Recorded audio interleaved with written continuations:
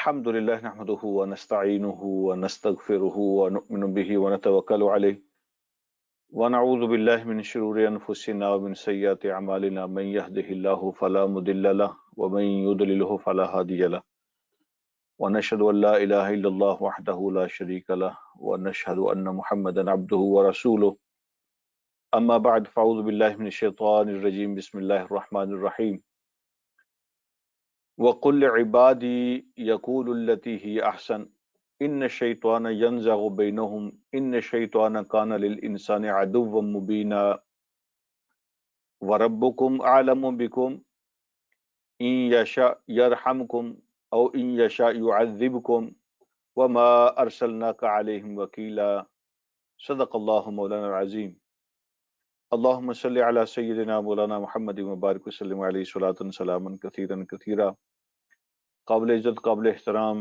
میرے بھائیوں، قابل احترام اسلامی مائیں اور بہنیں، السلام علیکم ورحمۃ اللہ وبرکاتہ۔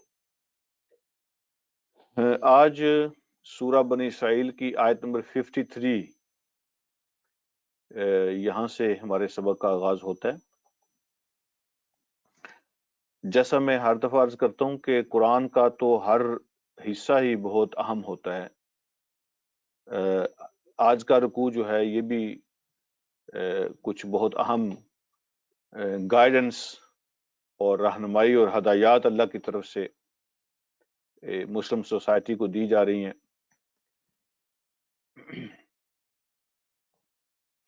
زندگی کے کچھ اصول بیان کیے جا رہے ہیں۔ دوسروں کے ساتھ رہنے کا طریقہ کیا ہوگا جب آپ دوسروں کے ساتھ رہ رہے ہوں، زندگی کے اصول کیا ہوں گے۔ کبھی کوئی ایسی صورتحال پیدا ہو جائے یا پیش آ جائے کہ آپ کو بہت غصہ آئے اور آپ کے جذبات بھڑک جائیں، تو اس وقت کیا کرنا ہوگا۔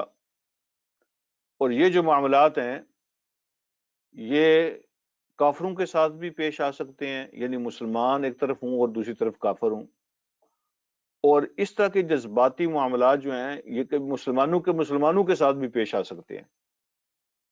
تو دونوں صورتوں میں اگر آپ کا جو مخالف فریق ہے، فریق ثانی ہے، وہ کافر ہوں تو کیا کرنا ہے، اور اگر مسلمان ہوں تو کیا کرنا ہے۔ تو اس ساری صورتحال کے پیش نظر یہ بہت اہم چیپٹر ہے آج کا بھی۔ اللہ رب العالمین نے پرنسپلی کچھ رہنمائی ہمیں ارشاد فرمائی ہے، کچھ اصول دیے ہیں، اور ان کی روشنی میں ہمیں اپنا لاہ عمل طے کرنا ہے۔ تو اللہ رب العالمین ارشاد فرماتے ہیں، حضور علیہ الصلوۃ والسلام سے اللہ نے فرمایا کہ آپ اعلان کریں۔ قرآن کے الفاظ ایسے ہی ہیں، وَقُلْ لِعِبَادِي، میرے بندوں سے کہہ دیں۔ اور یہاں میرے بندوں سے مراد جو ہے وہ اہل ایمان ہے، وہ جو میرے خاص بندے ہیں جنہوں نے میری بات کو قبول کر لیا ہے، تو ان کو آپ کہہ دیں، ان کو بتا دیں۔ تو یہ ہدایات جو ہیں اہل ایمان کو دی جا رہی ہیں کہ آپ کا رویہ کیا ہونا چاہیے، آپ نے کیا کرنا ہے۔ تو اللہ فرماتے ہیں وَقُلْ لِعِبَادِي، اے نبی صلی اللہ علیہ وسلم بتا دیں میرے بندوں کو، اہل ایمان بندوں کو، یقول التی ہی احسن، کہ وہ بات کہا کریں جو سب سے بہترین ہو، سب سے بہترین بات کریں۔ یعنی جب بحث کرنی پڑ جائے، جب کسی سے آپ بات کریں، کبھی کوئی نرمی گرمی ہو جائے، تو تمہارا لہجہ کیا ہونا چاہیے اور تمہیں کون سا انداز اختیار کرنا چاہیے۔ یہ ہے اللہ رب العالمین نے جو ہدایات دی ہیں۔ میں ایک دفعہ پھر یہ بات دہراتا ہوں کہ جب تم کسی سے بحث کرو، جب کسی سے گفتگو کرو، اور جب کہیں نرمی گرمی ہو جائے، جذبات بھڑک جائیں، کسی سے کوئی جھگڑا ہو جائے، تو اس وقت تمہارا لہجہ اور تمہارا انداز کیا ہونا چاہیے۔ تو اللہ فرماتے ہیں کہ التی ہی احسن، وہ انداز ہونا چاہیے جو سب سے بہترین ہے، جو سب سے اچھا ہے، جس کا نتیجہ، جس کا ریزلٹ، کانسیکوینسز جس کے بہتر ہوں، تو وہ انداز اختیار کرنا ہے۔ تو یہ دیکھیں نا، ان کے سامنے جو سچویشن تھی جن کو اللہ نے یہاں پہ مخاطب کیا ہے، سب سے پہلے تو صحابہ کرام مخاطب ہے نا یہاں پہ۔ حضور अलैहिस्सलाम के साथी, और उसके बाद फिर हमारी बारी आती है। तो आप अंदाजा करें कि अभी 1400 साल से ज्यादा अरसा गुजर गया है, ना हम में से किसी ने नबी अलैहिस्सलाम को देखा, ना हम आपसे मिले, यानी देखा भी नहीं, मिले भी नहीं, और 1400 साल का दरमियान में गैप भी है। तो आज भी कोई हमारे सामने हजूर अलैहिस्सलाम की गुस्ताखी करे या कोई बात तहजीबी के साथ आपका नाम ले, तो हमारे जज्बात क्या होते हैं। इससे आप अंदाजा करें कि वो जो मिले, जिन्होंने देखा, आपके हाथ पे बैत की, जो आपके साथ रहने वाले थे, जब उनके सामने कोई ऐसी बात करता होगा तो फिर उनके जज्बात का आलम क्या होगा।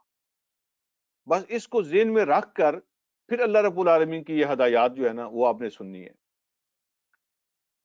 तो अल्लाह फरमाते हैं कि मेरे इन मोमन बंदों से कह दें कि जब तुम्हारा कहीं झगड़ा हो जाए, जब कोई तुम्हारे जज्बात को भड़का दे, जब कोई तुम्हारे सामने कोई ऐसी सिचुएशन आ जाए, यक़ूलुल लती ही अहसन, इनसे कह दें कि वो अंदाज आपने इख्तियार करना है जो सबसे बेहतरीन हो। और फिर साथ फरमाया कि इन्न शैताना यनज़गु बैनहुम, शैतान जो है ना वो उनके दरमियान झगड़ा पैदा करता है, फसाद डालता है। सोसाइटी में रहने वाले लोगों के दरमियान, यानी मुसलमानों और काफिरों के दरमियान, शैतान चाहता है कि वो फसाद पैदा हो, वो प्रवोक करता है, वो सिचुएशन क्रिएट करता है। एंड और जिसको कहते हैं ना कि वो तुम्हारे सफर को खोटा करना चाहता है। इन शैतान यनज़गु बैनहुम, शैतान इस तरह की सूरत हाल तुम्हारे दरमियान पैदा करता है। इन शैतान लिल इंसानी अदुव्वम मुबीना, और फिर फरमाया कि ये ज़हन में रखना कि बेशक शैतान तो इंसानों का खुला खुला दुश्मन है। शैतान तो इंसानों का खुला खुला दुश्मन है। वो चाहता है कि तुम्हारे दरमियान ये फसाद, फितने, ये लड़ाई झगड़े जारी रहें। तो इसी से उसका एजेंडा पूरा होता है, लिहाजा वो सिचुएशन को ठंडा नहीं होने देता। इन शैताना यनज़गु बैनहुम, वो निज़ा पैदा करता है लोगों के दरमियान, क्योंकि वो दुश्मन है तो वो दुश्मनी करता है। इन शैताना काना लिल इंसानी अदुव्वम मुबीना। अच्छा, अगली बात अल्लाह रब्बुल आलमीन, कभी कभी देखे ना, ऐसा होता है ना कि जब कोई ऐसी सिचुएशन पैदा होती है तो हम क्या कहते हैं, हम कहते हैं जी पहल उसने की थी, और हम कोई बेगैरत नहीं है कि हम ये सुनते रहें और फिर भी जो है ना वो खामोश रहें या अच्छी अच्छी बातें करें। जी हम कोई बेगैरत हैं जी। तो मसला ये समझने की जरूरत है कि गैरत में और गुस्से में क्या फर्क होता है। गैरत क्या चीज होती है? गैरत इस चीज का नाम होता है कि सही और गलत में फर्क करके उसको डील करना, सही और गलत में फर्क करके फिर अकॉर्डिंगली उसको डील करना, जिस तरह उसको डील करने की जरूरत हो उसको उस तरह डील करना। इसका नाम गैरत है। इसका नाम गैरत है कि पहले आप ये फर्क करेंगे कि सही क्या गलत क्या है, तो कौन हमसे क्या करवाना चाहता है, हमारा नुकसान कहाँ है, हमारा फायदा कहाँ है। तो ये सारी चीजें देखने के बाद जो फैसला होता है उसके मुताबिक बंदा डील करता है, उसको गैरत कहते हैं। और गैरत तो ईमान का हिस्सा है, जिसके अंदर से गैरत खत्म हो जाए उसका तो ईमान खत्म हो जाता है। लेकिन जो है ना, शैतान चाहता है कि तुम्हें प्रवोक करे और जज्बाती करके वो अपना एजेंडा पूरा करता है। तो हाँ ठीक है, हम ये कहते हैं कि उसने पहल की थी जी, उन्होंने पहल की थी जी, तो हम कोई बेगैरत नहीं है। देखना ये है कि उसने क्या किया, इसको छोड़ें। हुक्म हमें दिया जा रहा है कि हमने क्या करना है, ये अहम है, इसको समझना है। उन्होंने क्या किया और कैसे किया, ये एक साइड पे रखें। देखना ये है कि हमें क्या करने का हुक्म दिया जा रहा है।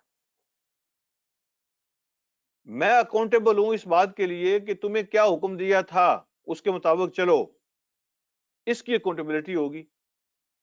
तो ये देखना है कि उन्होंने क्या किया, ये नहीं देखना। हमें हुक्म क्या है कि मैंने कैसे डील करना है, उसको देखना है।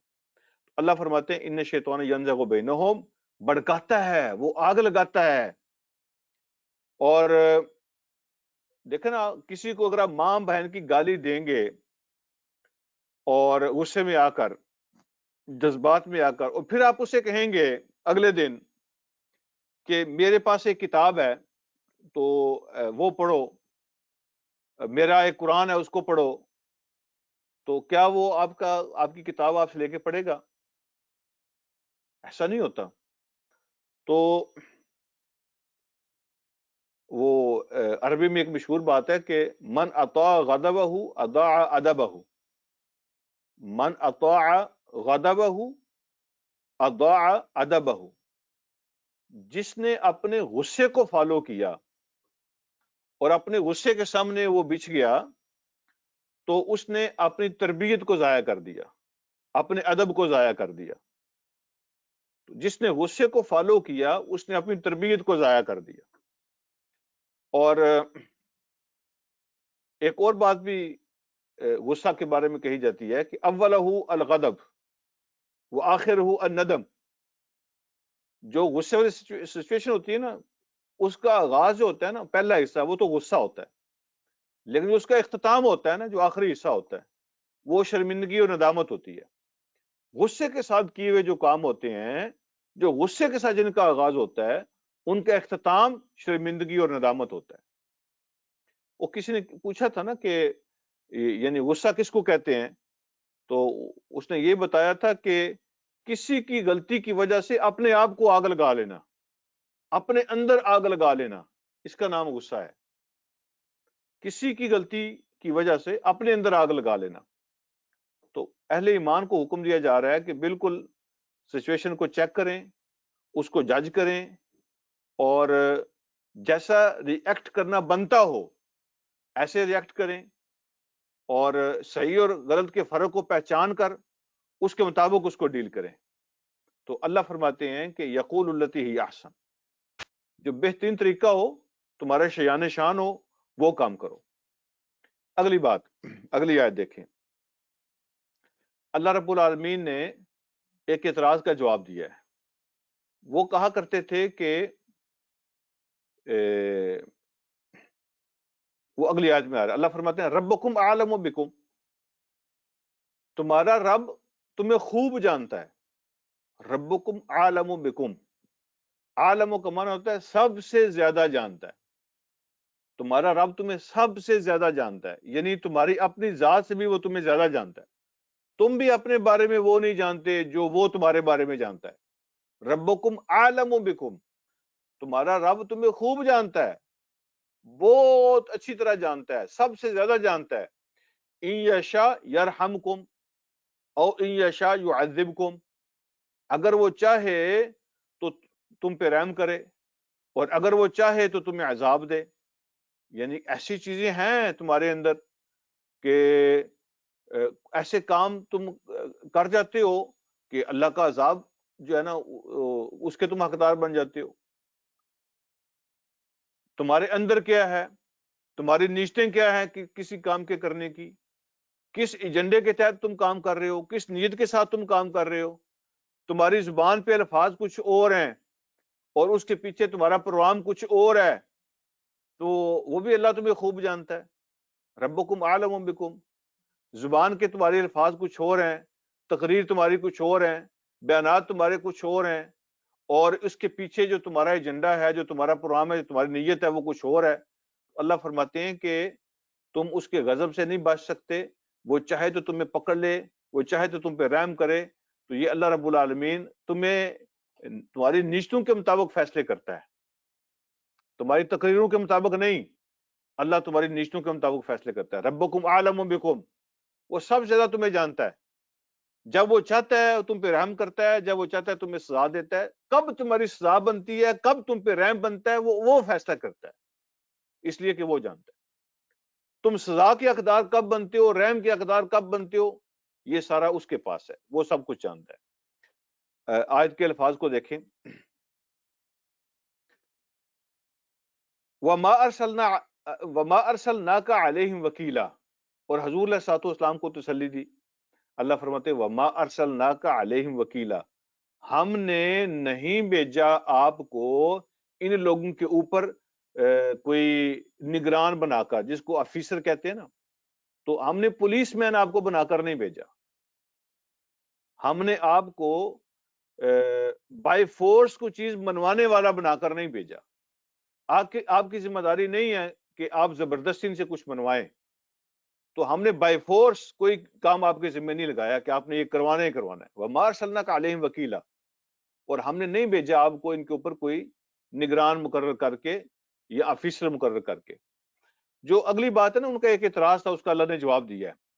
وہ کہا کرتے تھے کہ دیکھیں نا، یہ آپ جو ہیں بازاروں میں چلتے ہیں، لوگوں کے جھگڑوں میں آپ بیٹھے ہوتے ہیں، پریا پنچایت میں آپ بیٹھے ہوتے ہیں، آپ تجارت کر رہے ہوتے ہیں، آپ بزنس کر رہے ہوتے ہیں، تو یہ کیسا نبی ہے کہ جو کبھی کسی جھگڑے میں بیٹھا ہوتا ہے، کبھی کسی پنچایت میں بیٹھا ہوتا ہے، دنیا داری کے سارے کام آپ کرتے ہیں اور کہتے ہیں میں اللہ کا نبی ہوں؟ اور نبیوں کا کیا کام ہے دنیا داری کی چیزوں کے ساتھ؟ دنیا داری کی یہ بازاروں کے ساتھ، یہ تجارتوں کے ساتھ، یہ بزنس کے ساتھ، یہ لین دین کے معاملات کے ساتھ، یہ سیاسی چیزوں کے ساتھ نبیوں کا کیا کام ہے؟ یہ تو سب دنیا داری کے کام ہے۔ تو آپ کہتے ہیں میں نبی ہوں، تو اللہ نے دیکھا نہیں ہے کہ میں کس کو نبی بنا رہا ہوں؟ ایسے آدمی کو نبی بنا دیا اللہ پاک نے جو ساری دنیا داری کے دھندے کرتا پھرتا ہے اور کہتا ہے میں اللہ کا نبی ہوں۔ تو اللہ رب العالمین نے ان کی اس بات کا جواب دیا، اور بہت خوبصورت جواب دیا۔ اللہ فرماتے ہیں، جی سکرین کو ذرا سامنے لائیں، وَرَبُّكَ أَعْلَمُ بِمَنْ فِي السَّمَاوَاتِ وَالْأَرْضِ، وَرَبُّكَ أَعْلَمُ بِمَنْ فِي السَّمَاوَاتِ وَالْأَرْضِ، اور اے نبی آپ کا رب سب سے زیادہ جانتا ہے ان کو جو کچھ آسمانوں میں ہے اور جو زمین میں ہے۔ آسمانوں و زمین کی جتنی مخلوقات ہیں، آپ کا رب ان سب کو سب سے زیادہ جانتا ہے۔ یہ اللہ رب العالمین نے فیصلہ کرنا ہے۔ اللہ سب کچھ جانتے ہیں کہ کون کیا کر رہا ہے، کیا نہیں کر رہا، کس کو نبوت دینی ہے، کس کو نہیں دینی ہے، اور یہ فیصلے میں ان سے پوچھ کے نہیں کرتا۔ مجھے ان کی انسٹرکشن کی ضرورت نہیں ہے کہ میں جس کو نبی بنا رہا ہوں میں نے اس کو چیک بھی کیا ہے کہ نہیں کیا، وہ اس قابل بھی ہے کہ نہیں ہے۔ اللہ فرماتے ہیں ساری چیزوں کو ہم سب سے زیادہ جانتے ہیں۔ وَرَبُّكَ أَعْلَمُ بِمَنْ فِي السَّمَاوَاتِ وَالْأَرْضِ، صرف زمین کی بات نہیں ہے، اللہ آسمانوں میں بھی ہر چیز کو جانتے ہیں، زمین میں بھی جانتے ہیں۔ آپ کا رب ہر اس شخص کے بارے میں جانتا ہے، ہر اس چیز کے بارے میں جانتا ہے جو آسمانوں و زمین میں ہے۔ اور پھر اللہ فرماتے ہیں وَلَقَدْ فَضَّلْنَا بَعْضَ النَّبِيِّينَ عَلَىٰ بَعْضٍ وَآتَيْنَا دَاوُودَ زَبُورًا۔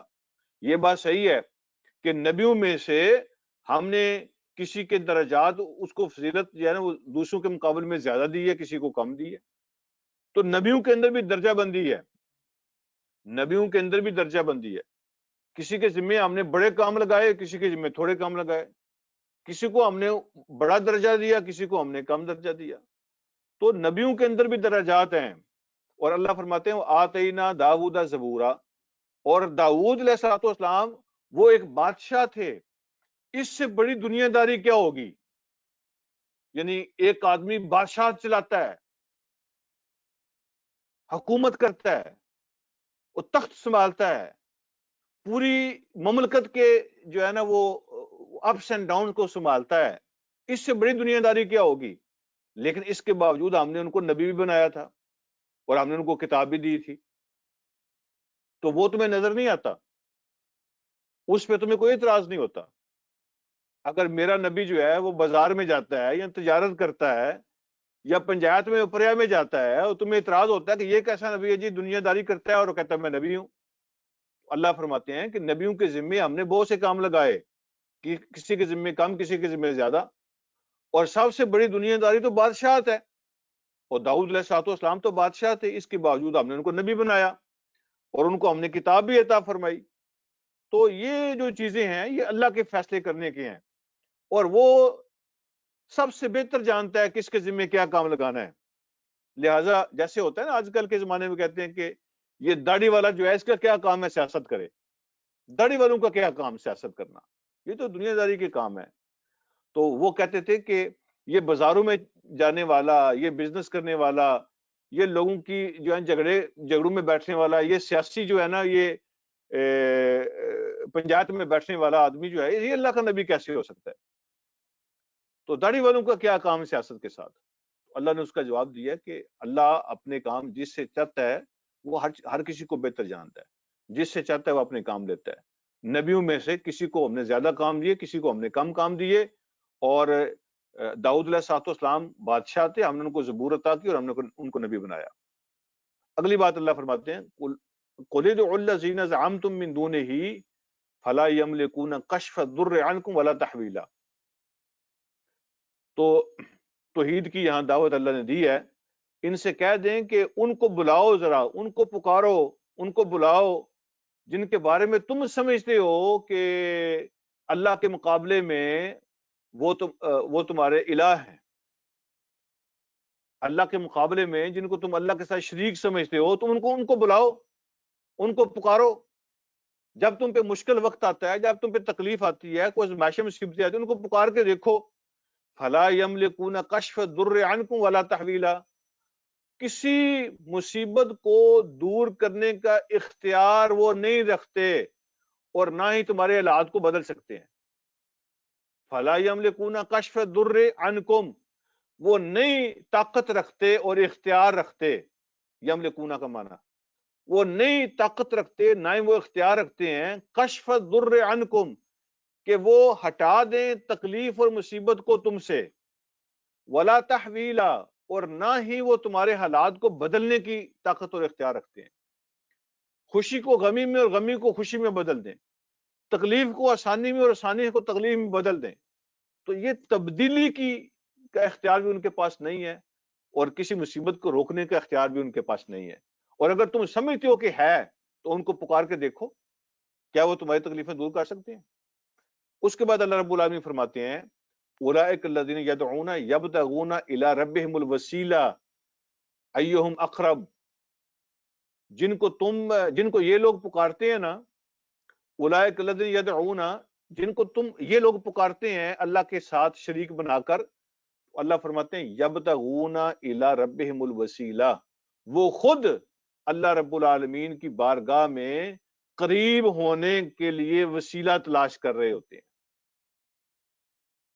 وہ خود اللہ رب العالمین کی بارگاہ میں اس کے قرب حاصل کرنے کا ذریعہ تلاش کر رہے ہیں۔ ایہم اقرب، کہ کون زیادہ اس کے قریب ہو جائے۔ تو یہاں پہ میں ایک نقطہ جو آپ سے شیئر کرنا چاہتا ہوں وہ یہ ہے کہ اولئک الذین یدعون، وہ جن کو یہ پکارتے ہیں اللہ کے مقابلے میں، جن کو یہ پکارتے ہیں یبتغون الی ربہم الوسیلہ، وہ خود اللہ رب العالمین کی بارگاہ میں قرب حاصل کرنے کا ذریعہ تلاش کر رہے ہوتے ہیں۔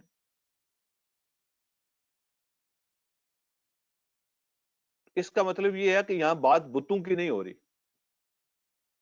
لکڑی اور پتھر کے خداؤں کی نہیں ہو رہی۔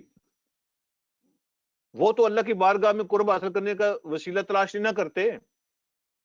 یہاں ان کی بات ہو رہی ہے جو زندہ خدا ہیں، جو انسانی خدا ہیں لوگوں نے بنائے ہوئے، یہاں ان کی بات ہو رہی ہے۔ یہاں لکڑی اور پتھر کے خداؤں کی بات نہیں ہو رہی، بتوں کی بات نہیں ہو رہی، یہاں تو انسانی خداؤں کی بات ہو رہی ہے جن کو تم نے اللہ کے ساتھ شریک بنایا ہوا ہے۔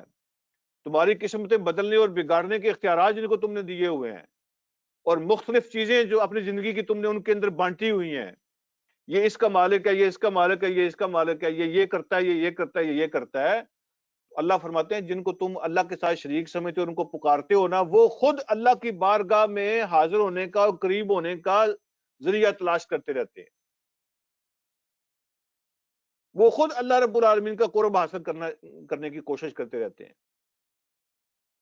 تو اللہ پر اثر انداز کیسے ہو سکتے ہیں؟ اللہ کو مجبور کیسے کر سکتے ہیں؟ اللہ کے شریک کیسے ہو سکتے ہیں؟ وہ تو خود اللہ کو راضی کرنے کے لیے دن رات کوشش کرتے رہتے ہیں، اللہ کا قرب کیسے حاصل کر سکیں۔ ایک بات تو یہاں یہ ہے کہ یہ جو انسانی خدا ہیں ان کی بات ہو رہی ہے، لکڑی اور پتھر کے خداؤں کی بات نہیں ہو رہی۔ اگر کوئی سمجھے نا کہ شرک صرف یہ ہوتا ہے کہ لکڑی اور پتھر کے بتوں کو سجدہ کیا جائے، تو شرک صرف یہ نہیں ہے۔ انسانی جو خدا بنے ہوتے ہیں ان کو اختیارات دے دینا، اپنی زندگی کے حلال حرام کے فیصلے کریں، صحیح غلط کے فیصلے کریں، اور وہ میری زندگی کے خدا بن جائیں، تو یہ ان کی بات ہو رہی ہے۔ دوسری بات یہاں پہ لفظ وسیلہ پہ بات کرنا چاہتا ہوں میں، کہ جن کو تم پکارتے ہو وہ تو خود اللہ کی بارگاہ میں اللہ کا قرب حاصل کرنے کا ذریعہ ڈھونڈتے رہتے ہیں۔ تو وسیلہ جو ہے نا، اس کا معنی ہوتا ہے ہر وہ چیز جو آپ کو اللہ کے قریب کرتی ہے، اس کو وسیلہ کہتے ہیں۔ ہر وہ چیز، پھر ایک دفعہ سن لیں، ہر وہ چیز جو آپ کو اللہ سے ملاتی ہے اس کو وسیلہ کہتے ہیں۔ یہ بھی وصل سے ہے۔ وصل جو ہے نا، دو طرح استعمال ہوتا ہے۔ ایک ہوتا ہے سواد کے ساتھ، ٹھیک ہے، جس طرح شعر و شاعری میں استعمال ہوتے ہیں ہجر اور وصل، تو ایک سواد کے ساتھ ہے، اس کا بھی معنی جوڑنا ہوتا ہے، اور ایک وصل سین کے ساتھ ہے، اس کا معنی بھی جوڑنا ہوتا ہے۔ دونوں کا ایک ہی معنی ہے، جوڑنا، قریب کرنا۔ تو یہ جو لفظ وسیلہ ہے، تو اس کا معنی بھی ہے وہ ذریعہ جو آپ کو اللہ کے قریب کرے، وہ چیز جو آپ کو اللہ کے قریب کرے۔ اور چیز میں ہر سب کچھ شامل ہے۔ کوئی اچھی کتاب ہو جو آپ کے اندر تقوی پیدا کرے، آپ کی تربیت کر دے، آپ کو اللہ کے قریب کر دے، وہ کتاب بھی وسیلہ ہوتی ہے۔ وہ اچھی مجلس ہو جو آپ کو اللہ کے قریب کر دیتی ہے، وہ مجلس بھی وسیلہ ہوتی ہے۔ وہ کوئی اچھا شخص ہو جو آپ کے اندر نیکی پیدا کر دے اور آپ کو اللہ کے قریب کرنے کا ذریعہ بن جائے، وہ شخص بھی وسیلہ ہوتا ہے۔ ہر وہ چیز وسیلہ ہوتی ہے جو آپ کو اللہ کے قریب، آپ کے عمل بھی اور چیزیں بھی اور افراد بھی، ہر وہ چیز جو آپ کو اللہ کے قریب کر دے، اللہ سے جوڑے، وہ وسیلہ ہے۔ اور وسیلہ تلاش کرنا یا وسیلہ ڈھونڈنا جو ہے نا، جس کے بارے میں کہہ کوئی حرج نہیں ہے، یہ تو اچھی بات ہے، یہ تو درست ہے۔ اللہ کے قریب ہونے کا کوئی ذریعہ بنے، یہ تو اچھی چیز ہے۔ لیکن اس میں جو خرابی پیدا ہوتی ہے وہ اس وقت ہوتی ہے کہ جب ہم وسیلہ کوئی سب کچھ بنا لیتے ہیں۔ وسیلہ تو سورس کا نام ہے نا، وسیلہ تو سورس کا نام ہے۔ ایک شخص وسیلہ بن سکتا ہے کہ وہ مجھے اللہ کے قریب کرے، لیکن میں اس شخص کو ہی سب کچھ بنا لیتا ہوں۔ وہ سورس تھا میرے لیے، ذریعہ تھا، لیکن میں نے اس کو ذریعہ نہیں رہنے دیا، میں نے اس کو خدا کے اختیارات دے دیے ہیں۔ یہاں خرابی پیدا ہو جاتی ہے۔ ایک کتاب، ایک مجلس، ایک شخص، کوئی بھی میرے لیے وسیلہ بن سکتے ہیں۔ اگر میں ان کو ہی سب کچھ بنا لوں، یہ جو وسیلہ پھر ہوتا ہے نا، اس میں پھر خرابی پیدا ہو جاتی ہے۔ ورنہ ہر وہ چیز جو آپ کو اللہ کے قریب کرتی ہے وہ وسیلہ ہوتا ہے، اور وسیلہ جو ہے وہ درست ہے، اس میں کوئی حرج نہیں ہے۔ آگے دیکھیں ذرا الفاظ کو۔ اللہ رب العالمین ارشاد فرماتے ہیں کہ جن کو وہ پکارتے ہیں نا، وہ تو خود اللہ کی بارگاہ میں اللہ کا قرب حاصل کرنے کے لیے وسیلہ ڈھونڈ رہے ہوتے ہیں، اپنے عملوں کا، ٹھیک ہے، نیک لوگوں کا، نیک مجلسوں کا، تو اللہ کی بارگاہ میں جو آپ کو قریب کریں۔ اور پھر اگلی بات فرمائی وَيَرْجُونَ رَحْمَتَهُ وَيَخَافُونَ عَذَابَهُ، وہ تو خود اللہ کی رحمت کی امید رکھتے ہیں اور اللہ کے عذاب سے ڈرتے ہیں۔ وہ تو خود اللہ کی رحمت کی امید رکھتے ہیں اور اللہ کے عذاب سے ڈر رہے ہوتے ہیں۔ جن کو تم نے خدائی اختیارات دے دی ہے نا، وہ تو خود اللہ کی رحمت کی امید سے جیتے ہیں اور اللہ کے عذاب سے ڈر رہے ہوتے ہیں۔ دو چیزیں، دونوں کے جو درمیان کی صورت ہوتی ہے اس کو ایمان کہتے ہیں۔ ایک ہے وَيَرْجُونَ رَحْمَتَهُ، اللہ کی رحمت کی امید رکھتے ہیں۔ اگر کوئی آدمی صرف اللہ کا خوف رکھے، اس کی رحمت کی امید نہ رکھے، تو پھر بھی ایمان ختم ہو جاتا ہے۔ اللہ کا عذاب بھی عذاب وہ سمجھتا ہے، رحمت کو سمجھتا ہی نہیں ہے۔ کوئی رحمت کی چھٹی کر دے تو پھر بھی ایمان سے فارغ ہو جاتا ہے۔ یا پھر وَيَخَافُونَ عَذَابَهُ، وہ اس کے عذاب سے ڈرتے ہیں۔ یا پھر کوئی بندہ جو ہے نا، وہ رحمت ہی رحمت سمجھے، عذاب نہ سمجھے، کہتے اللہ تو ہے ہی بڑا معاف کرنے والا جی، وہ تو سزا دے نہیں سکتا جی، ٹھیک ہے، وہ تو کسی کو پکڑ سکتا ہی نہیں ہے جی، وہ تو رحیم ہے، وہ تو کریم ہے جی، وہ کیسے سزا دے گا جی۔ اگر کوئی اللہ کے عذاب کا انکار کرے یا اس کا جو ہے نا وہ فکر اور ڈر دل سے نکال دے، پھر بھی ایمان ختم ہو جاتا ہے۔ اور کوئی رحمت کا انکار کر دے یا اس کو دل سے نکال دے، پھر بھی ایمان ختم ہو جاتا ہے۔ ایک طرف اللہ کی رحمت کی امید ہو اور ایک طرف اس کے عذاب کا ڈر ہو، اس کے درمیان میں بندہ رہے، تو اس درمیانی کیفیت کا نام ایمان ہے۔ وہ کہتے ہیں الایمان بین الخوف والرجا، ایمان جو ہے نا خوف اور امید کے درمیان کا نام ہے.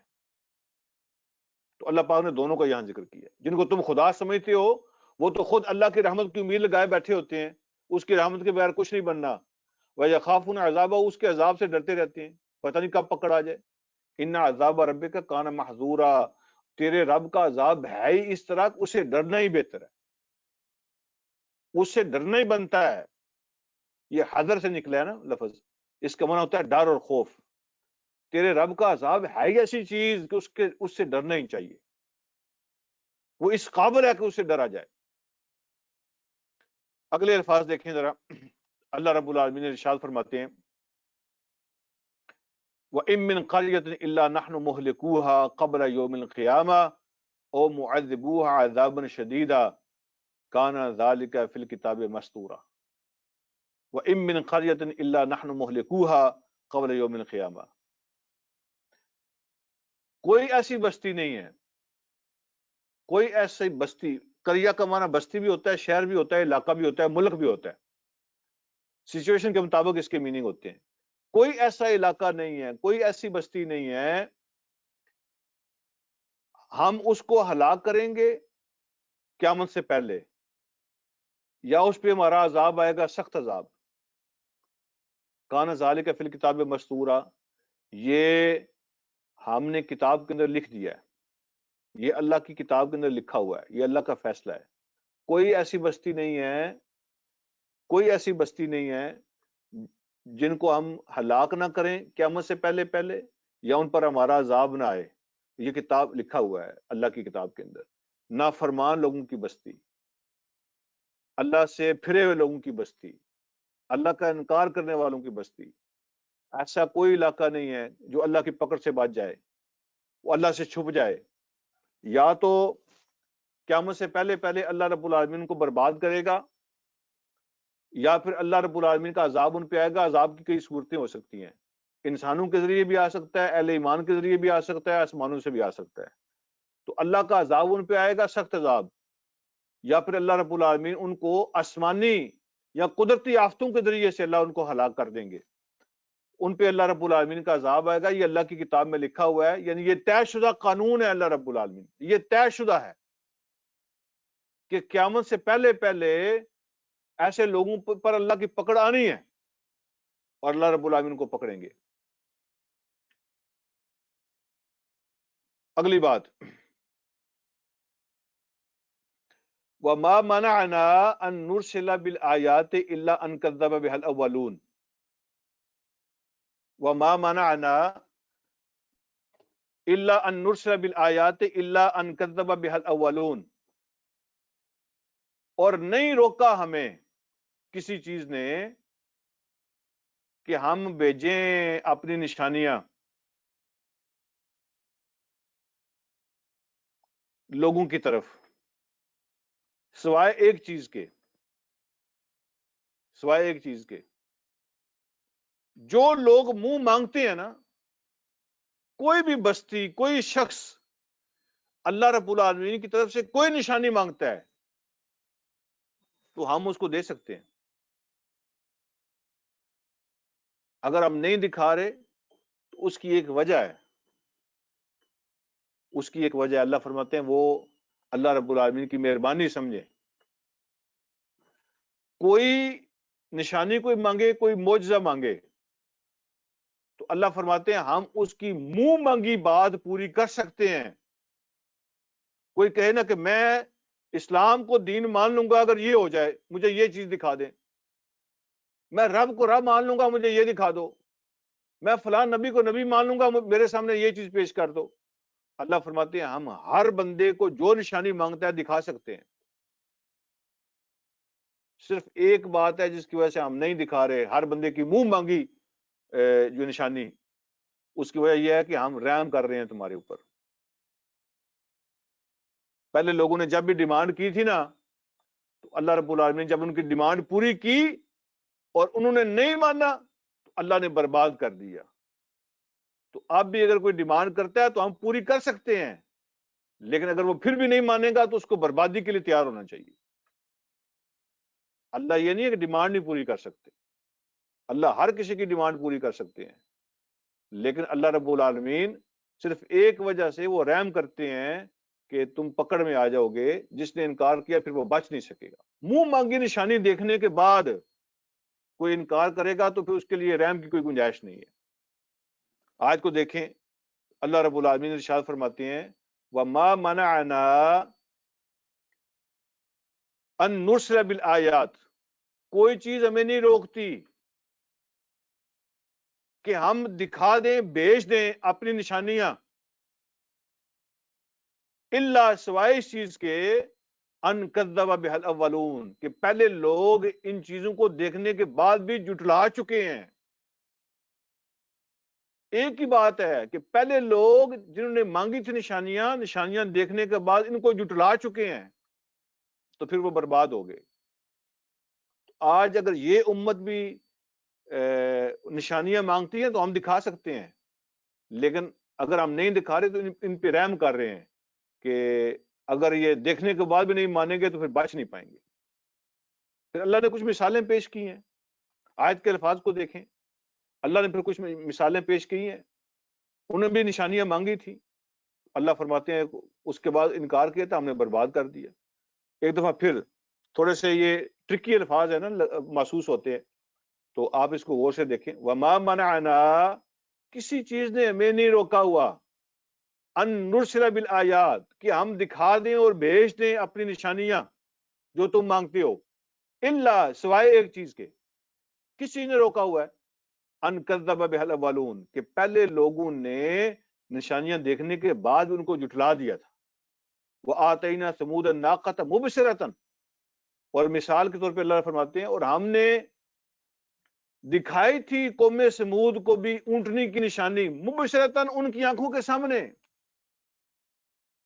کھلی کھلی آنکھوں کے سامنے۔ انہوں نے کہا تھا کہ اس چٹان سے، پہاڑ سے اونٹنی نکل کے آ جائے اس طرح کی، اتنی عمر کی، تو ہم صالح علیہ السلام کو مان لیں گے۔ تو ان کی ڈیمانڈ کے مطابق پہاڑ سے اونٹنی نکل کے آ گئی تھی ان کی آنکھوں کے سامنے۔ اللہ فرماتے ہیں فَظَلَمُوا بِهَا، پھر انہوں نے ہماری اس نشانی کے ساتھ زیادتی کی، اسے قتل کر دیا۔ وَمَا نُرْسِلَ بِالْآيَاتِ إِلَّا تَخْفِيفًا، اور ہم نہیں بھیجتے نشانیاں اس طرح کی سوائے اس کے کہ لوگوں کو ڈرانے کے لیے۔ یہ ہمارے جو معجزات ہوتے ہیں نا، یہ مذاق نہیں ہوتے، تو پھر ہم لوگوں کو پھر ساتھ ہی دھمکی بھی دیتے ہیں، نہیں مانو گے تو برباد ہو جاؤ گے۔ تو ہم نے قوم سمود کو بھی اونٹنی کی نشانی دی تھی، ان کی آنکھوں کے سامنے آئی تھی، دیکھتے دیکھتے، فَظَلَمُوا بِهَا، انہوں نے زیادتی کر دی۔ وَمَا نُرْسِلُ بِالْآيَاتِ إِلَّا تَخْفِيفًا، اور جو کچھ بھی نشانیاں ہم بیچتے ہیں ان کا اور کوئی مقصد نہیں ہوتا سوائے ڈرانے کے، کہ تمہارے اندر ڈر پیدا ہو جائے، خوف پیدا ہو جائے۔ اور پھر اختتام پہ اللہ رب العالمین ارشاد فرماتے ہیں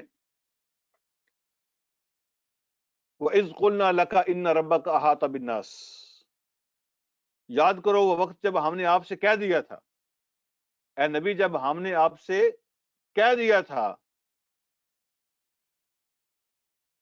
ان ربک احاط بالناس، کہ تیرے رب نے لوگوں کو گھیرا ہوا ہے، تیرے رب نے لوگوں کو گھیرا ہوا ہے۔ ہم نے آپ کو بتا دیا تھا کہ یہ کافر جو ہیں اللہ کے گھیرے میں آ چکے ہیں۔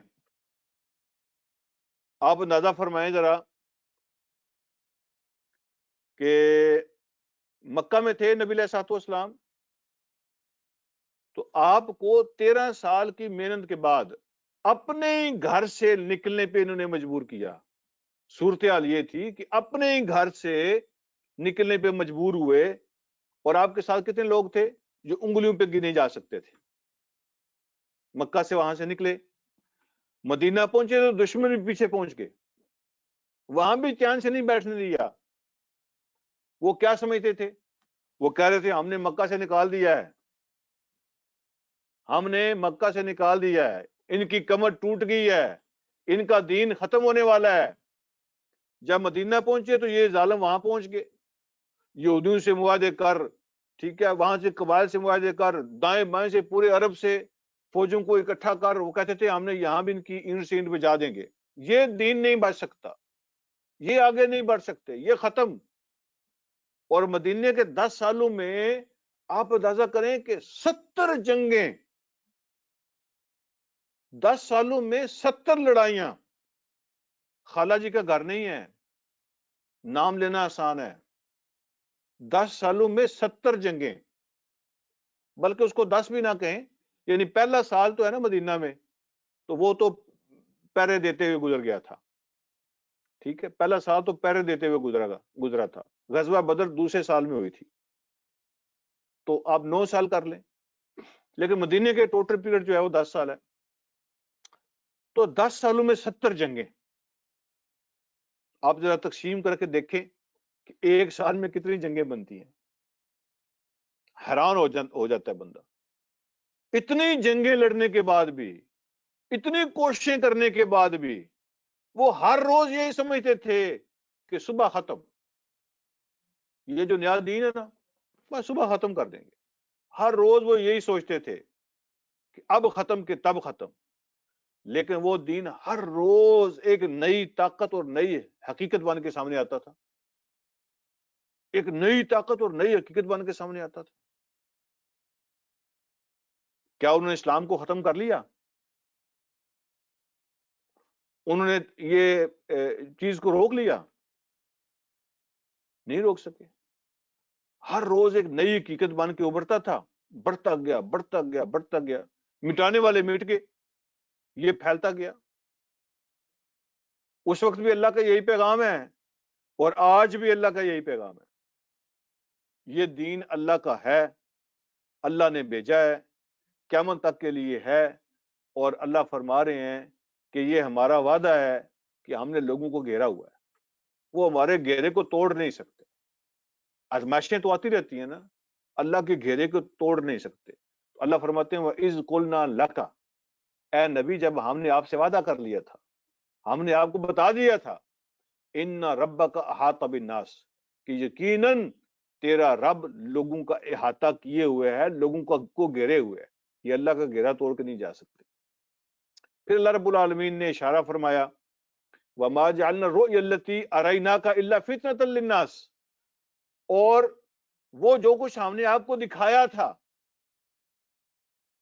ہم نے اس کو نہیں بنایا تھا مگر لوگوں کے لیے ایک آزمائش کا ذریعہ.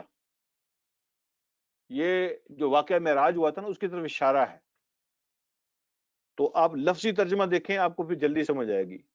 وَمَا جَعَلْنَا الرُّؤْيَا، اور نہیں بنایا ہم نے اس دکھانے کو، الَّتِي أَرَيْنَاكَ، وہ جو ہم نے آپ کو دکھایا تھا، الا سوائے اس کے، فتنۃ للناس، لوگوں کے آزمانے کا ذریعہ، لوگوں کے لیے فتنہ اور آزمائش.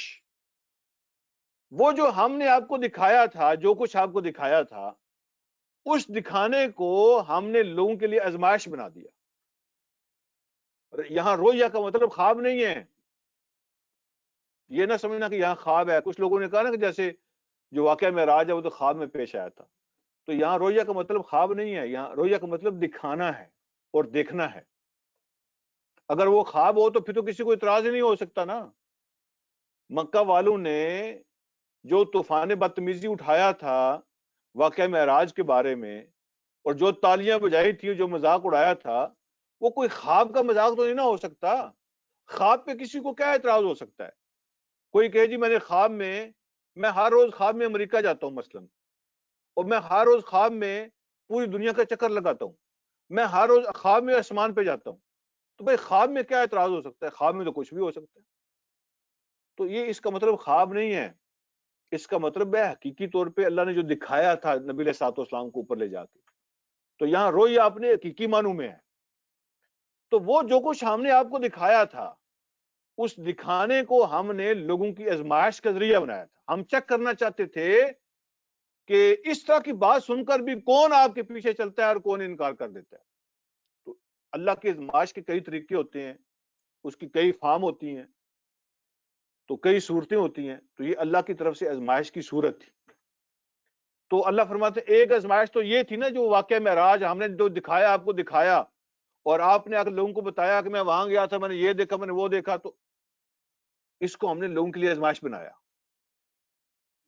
کچھ جو کچے پکے لوگ تھے نا وہ کہنا یہ قریش والے صحیح کہتے تھے، یہ تو عجیب عجیب باتیں کرتے ہیں. تو کچھ لوگ ایسے ان کا ایمان مضبوط ہوا. تو اللہ فرماتے ہیں ہم نے اس کو لوگوں کے لیے آزمائش کا ذریعہ بنایا تھا. اور ایک اور چیز جو لوگوں کے لیے آزمائش بنائی وہ کیا تھی؟ وَالشَّجَرَةِ الْمَلْعُونَةَ فِي الْقُرْآنِ، اور وہ درخت بھی ہم نے اس کو آزمائش کا ذریعہ بنا دیا ہے جو لعنت کی نشانی ہے. وَالشَّجَرَةِ الْمَلْعُونَةَ کا معنی ہے وہ لعنت کی نشانی والا درخت، وہ جو لعنت کا ذریعہ بنے گا، وہ جو لعنت کا سورس بنے گا، وہ درخت بھی ہم نے آزمائش بنایا ہے فی القرآن، جس کا ذکر قرآن میں موجود ہے. وہ کون سا درخت ہے جس کا ذکر قرآن میں موجود ہے؟ اور اللہ پاک نے اس کو فرمایا کہ وہ لعنت کا سورس ہے اور وہ بھی ہم نے آزمائش بنا دیا ہے. وہ ہے زقوم کا درخت. اللہ فرماتے ہیں جہنم کی آگ کے نچلے حصے میں ایک درخت پیدا ہوگا اور جہنمی اس کو کھائیں گے. تو جب یہ آیت اتری نا تو کہتے دیکھو جی شعلے ہوں گے بڑکتے ہوئے آگ کے، اور کہتے ہیں اس کے اندر ایک درخت ہوگا. لو جی نئی گل سن لو جی.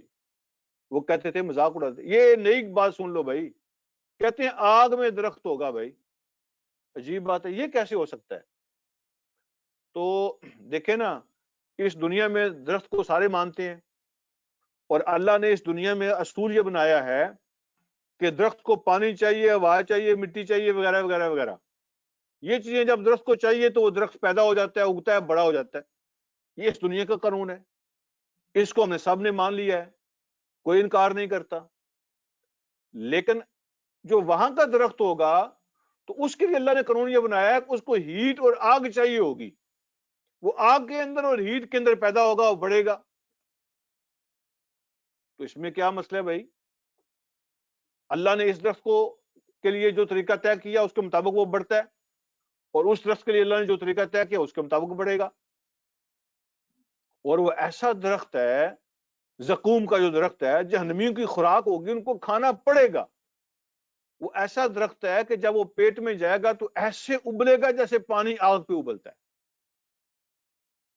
جیسے پانی آگ پہ ابلتا ہے نا، وہ اندر ایسے ہر چیز کو ابالے گا، ایسا وہ زہر ہوگا اس کے اندر، اور جہنمیوں کی خوراک ہوگا وہ. اللہ فرماتے ہیں جب ہم نے اس آگ میں اس درخت کا ذکر کیا نا تو وہ بھی ایک آزمائش بن گیا ان کے لیے. تو وہ بھی ہم نے آزمانے کے لیے کیا. اللہ کسی بھی بات سے آزما سکتے ہیں. تو واقعہ معراج کو بھی اللہ فرماتے ہیں جو کچھ ہم نے آپ کو دکھایا اس کو بھی آزمائش کا ذریعہ بنا دیا، اور اس درخت کو بھی آزمائش کا ذریعہ بنایا جس کا ذکر ہم نے قرآن میں کیا. اور وہ درخت جو لعنتی ہے اور وہ لعنت کا ذریعہ ہے، کیونکہ جہنمیوں کی خوراک ہے اور جہنمیوں کی سزا کا ذریعہ ہوگا. اس لیے اللہ نے فرمایا رحمت اس کے اندر نہیں ہوگی، لعنت ہی لعنت ہوگی. اور آخری بات اللہ فرماتے ہیں وَنُخَوِّفُهُمْ، ہم ان کو ڈرا رہے ہیں، ہم ان کو ڈرا رہے ہیں. فَمَا يَزِيدُهُمْ إِلَّا طُغْيَانًا كَبِيرًا، لیکن ڈرانے کے باوجود ان کے اندر بہت بڑی سرکشی کے علاوہ کسی چیز کا اضافہ نہیں ہو رہا. وہ ایسے بد نصیب ہیں کہ اس ڈرانے سے فائدہ اٹھانے کے بجائے ان کی سرکشی اور بڑھتی جا رہی ہے، وہ اور مذاق کرتے جا رہے ہیں. جب چیزوں کو دیکھیں گے نا اپنی آنکھوں کے سامنے تو وہاں تو مانیں گے ہی مانیں گے، لیکن آج جب ان کو ڈراتے ہیں ہم ان چیزوں سے تو ان کی سرکشی میں اور زیادہ اضافہ ہو جاتا ہے اور مذاق اڑاتے ہیں. وَنُخَوِّفُهُمْ، ہم ان کو ڈرا رہے ہیں. فَمَا يَزِيدُهُمْ إِلَّا طُغْيَانًا كَبِيرًا، لیکن یہ ڈراوا ان کے لیے ایک بڑی سرکشی میں اضافہ کرتا ہے. وہ ہدایت حاصل نہیں کرتے، ڈرتے نہیں ہیں، خوف پیدا نہیں ہوتا، سرکشی میں اضافہ ہو جاتا ہے. یہ بدنصیبی ہے ان کی. اللہ مجھے اور آپ کو سمجھنے کے عمل کی توفیق عطا فرمائے. وآخر دعوانا الحمدللہ رب العالمین.